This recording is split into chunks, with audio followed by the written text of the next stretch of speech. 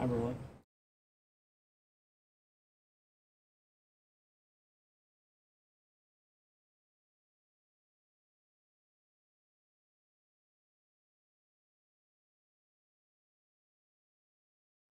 It's only in the latter stages of the editing, when I begin to work on the assembly, that I really begin to think seriously about the themes, because a sequence in isolation may mean one thing, but when it's put in relationship to other sequences, it sometimes, or very often, has another meaning, and one sequence will reflect or illuminate or echo another sequence. And it's in the creation of that resonance that the structure emerges, particularly for a film like Berkeley, but it's true in all the films. I'm very concerned with the relationship between the literal and the abstract, because the literal is, what's going on in the sequence or any number of sequences, but the abstractions are created because of both of the choice of sequences and their relationship to each other and what is suggested by the relationship. And for me, a film only begins to work, or only does work, if I see that parallel track of the literal and the abstract.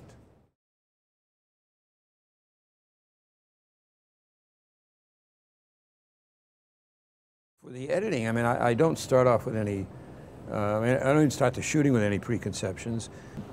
I generally end up using everything that I like. One of the reasons, Berkeley is a longer film, in part because it's a very complex place. 35,000 students, roughly 5,000 faculty, 4,000 other people who work there, administration. You can't ever get it all, but there's so much to choose from.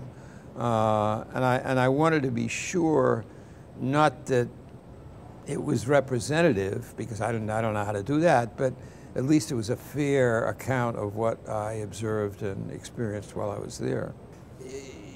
I like to think, unless it's pretentious for me to say so, that my movies are more novelistic than journalistic, and I think that's always been true. I'm having a look at institutions, but dissect, no. I'm interested in human behavior, and I have to find a framework in which that can be explored.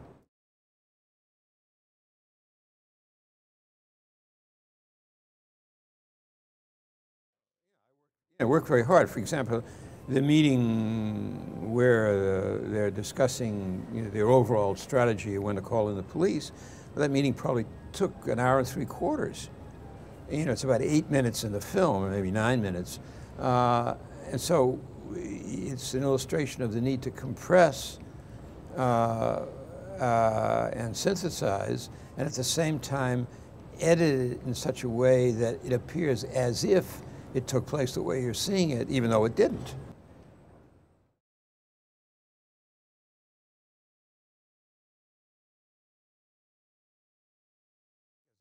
Well, I've forgotten, there are 7 or 8 teaching scenes in the movie, but there are 3,500 courses offered at Berkeley. So of the ones that I shot, I didn't use them all, and of the ones that I used, I picked those portions that illustrated the themes that I began to extract from the experience. It's all thematically connected. One of the ways I know that a film is finished is if basically editing is talking to yourself, and I have to, no matter how I've arrived at the cut, even though I may have arrived at a cut because I dreamt it or thought of it in the shower, I have to be able to rationalize it. And one of the last things I do in this internal conversation called editing is explain to myself why each shot is in the film, what its relation is to the shot before and after it, and how the first 10 minutes, for example, is connected to the last 10 minutes. And I have to be able to do that exercise in a way that's not self-deluding, or at least I hope it's not self-deluding, in order to feel that the film is finished. For the editing, I start off the editing by looking at all the rushes. And then I immediately put aside maybe about half of them. So then I'm working with 50% of the material. And then I edit all the sequences I think I might use. And then when I've got all the candidate sequences in close to final form, which is after 9 to 10 months of editing, even in this case if the editing had been interrupted, I then over 3 or 4 days do the first assembly of the movie. And that usually comes out to 45 minutes to an hour longer than the final film. And then I work on the rhythm, internal rhythm within a sequence and the rhythm between the sequences. And at that point I can make changes very quickly because everything's in close to final form. And then that 5 or 6 weeks later I have the final film.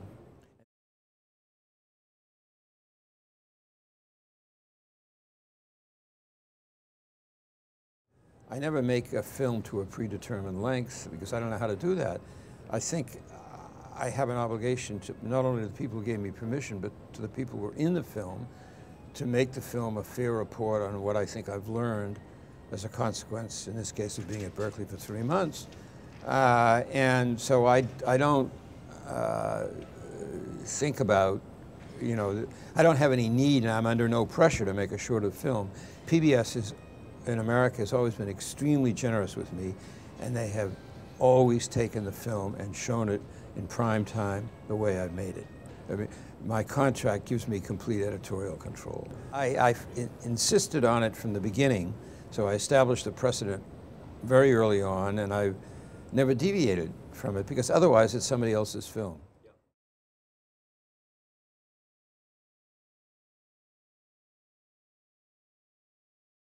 But the days were long. I have a knack of picking subjects for the films that are open 24 hours a day.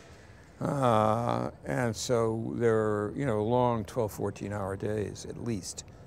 No, I mean, in order to make these kind of movies, you have to stay in shape. It's a sport, because you can't allow yourself to get tired. And if you get tired, you make mistakes. And I mean, not that you don't get tired, but in order to persevere for a long period of time, you have to be in shape.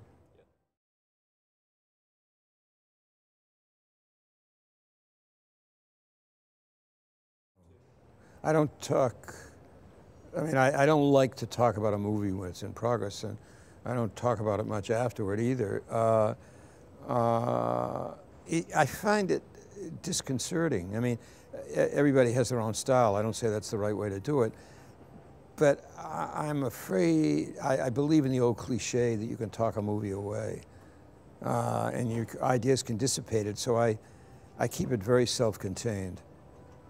Well, I mean, other people show their work and talk about it, but I don't know, I have a feeling if I showed it to anybody and talked about it, I would feel the other person was always right.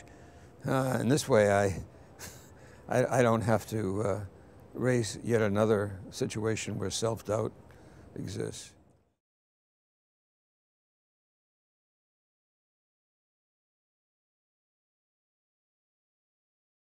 Everybody thinks it's easy for me to get money because I've made a lot of movies, but it isn't. I mean, I have to sing for my supper the way everybody else does.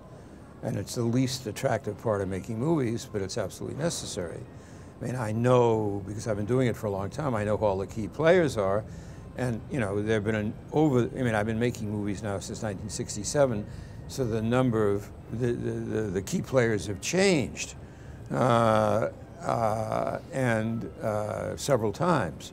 But, I mean, public television has always been extremely helpful to me. On the other hand, I've never gotten more than maybe 20–25% of the budget from public television. So that I have to seek money from foundations, and in some cases, the films I've done in France, I've been able to get money in France from the French government subsidy.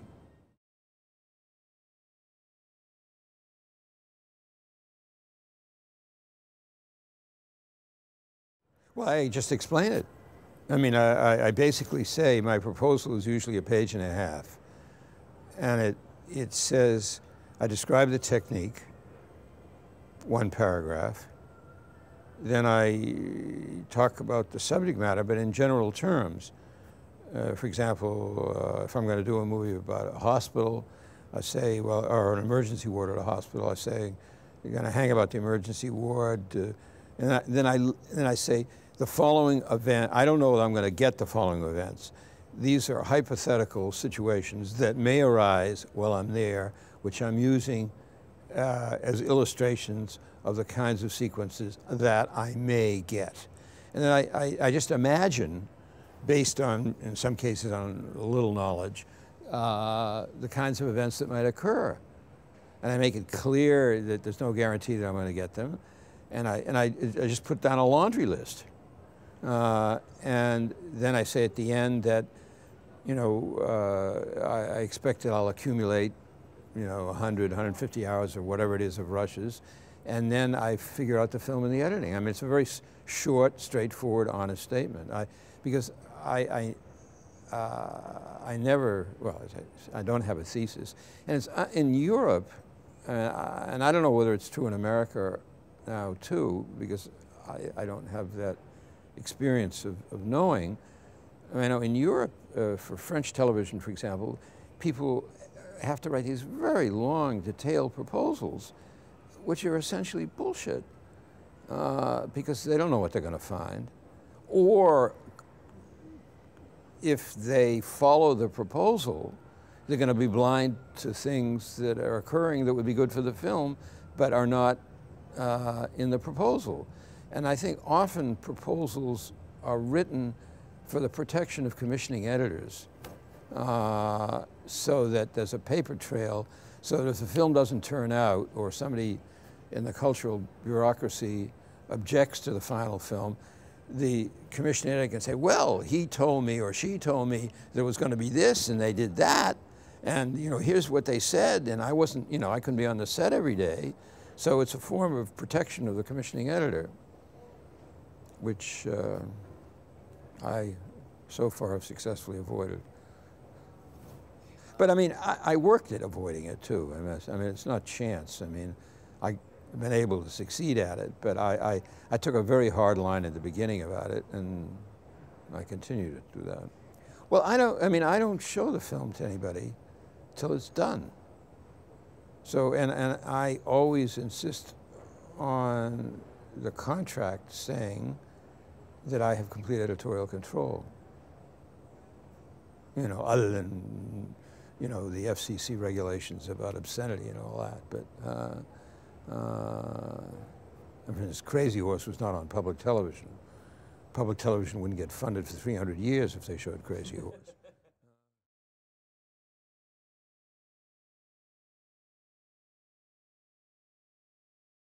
I don't know, I'm so partial to film that I don't know that it was easier. I mean, it's true you had to change every change the magazine every 11.5 minutes, but that, I mean, I don't really think that I ever lost much, because it takes about 20 seconds to change a mag, and it was, I don't think the tape ever ran out the same time as the mag, because the tape used to run about 27 minutes. And you can always start in again on a cutaway or something. And the quality, I mean, even the quality of digital is good now, but the quality of film is better. And digital will eventually get there. At Berkeley, we shot with the Sony 900, and we've done some work with the Red, but it's hard to beat the Aton. And the guy that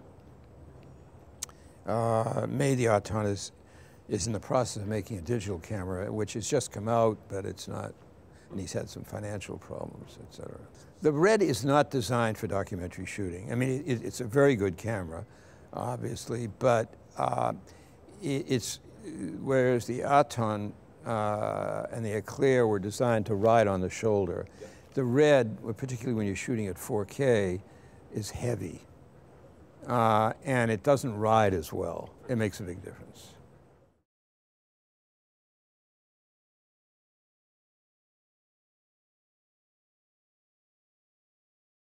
I still prefer editing film, because editing digitally is typing.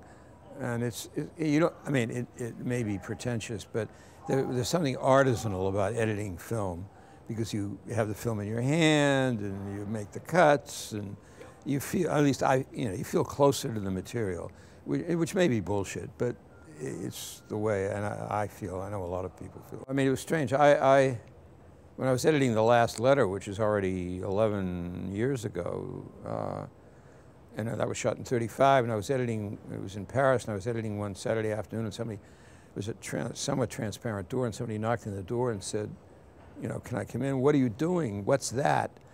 And I thought he was kidding me. He'd never seen film. And this was 11 years ago. There's a lot of mythology that digital editing gives you more choice. But the choice has nothing to do with the machine. The choice has to do with what exists in your head and your response to the material. And I don't find editing digitally any faster. Certainly no more choices. In fact, there was something useful about having to go to the wall, take down a roll of film, thread it up, and roll down to the section you were looking for, because when you were rolling down to the sequence you were looking for, you were also reviewing something, and you're thinking. And I mean, I find with the Avid that I have to sort of say, calm down a little bit, you know, there's no rush. Just, you know, because the crucial thing is to have an idea and to know where to make the choice, not that you can make it faster.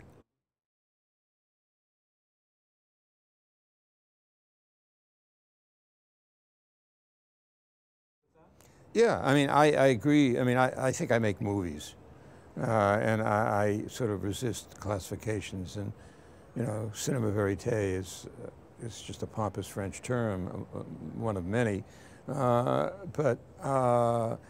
And I think what happened was that people figured out there were some technological innovations that made it possible to shoot with available light with a camera and a tape recorder that weren't connected. And that opened up the world. I mean, opened up anything was a possible subject where there was available light. And that's the innovation. It's completely useless, or in my point of view, completely meaningless to cinema verite, direct cinema, observational cinema, fly on the wall. Fly on the wall is the most demeaning, because none of the flies I know are conscious. But I think it's the people that figured out the technological changes that made it possible that opened up the possibility of making movies on any subject.